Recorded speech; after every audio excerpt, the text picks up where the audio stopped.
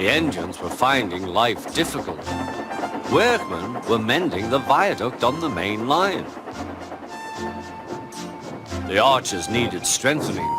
Sir Topham Hatt did not want to close the railway while the work was done, and so repairs took a long time.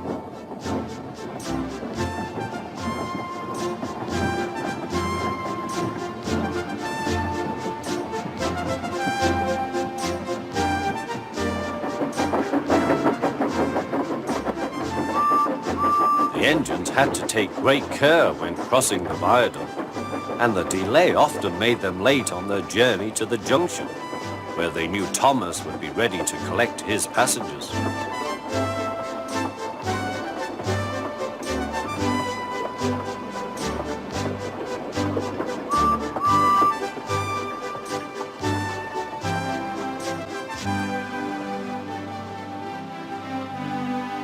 Thomas grew crosser and crosser.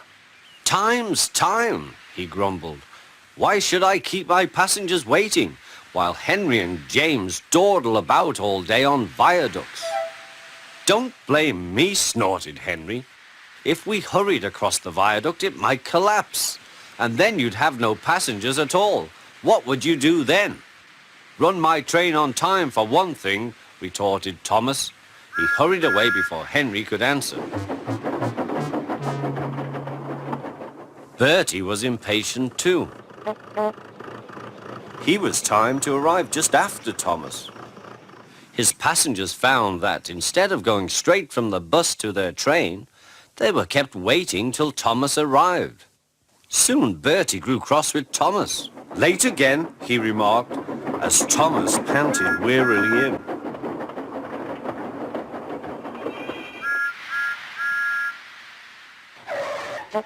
"We may be friends, but I thought you could go fast, Thomas. It's time we had another race. I reckon I could beat you now." Thomas let off steam loudly. "Rubbish," he hissed fiercely. "It's those main-line engines. They dither about on the viaduct and then blame Sir Topham Hatt's workmen. It's just an excuse for laziness, if you ask me."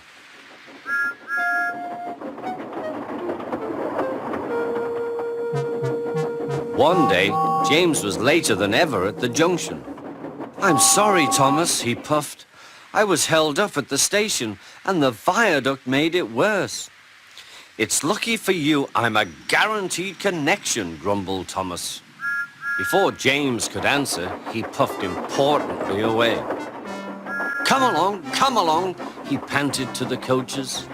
Annie and Clarabel did their best, but Thomas soon found that he couldn't save much time. Suddenly, Thomas saw Bertie ahead. His radiator was steaming. "What's the matter?" asked Thomas. "You should be at the station by now. You're late." "I feel dreadful," moaned Bertie. "All upset inside, and driver says he can't make me better." "Thank goodness you're late too. Can you take my passengers, please? They'll never get home otherwise." "Of course," agreed Thomas. He now felt sorry for Bertie and promised to get help at the next station. Thomas set off again. Already he felt much more cheerful, and Bertie's passengers, travelling in Annie and Clarabel, all reached home safely. When Bertie was better, he came to thank Thomas.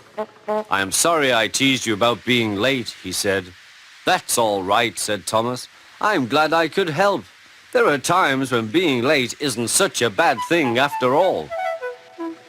With a last cheerful greeting, the two friends went back to work.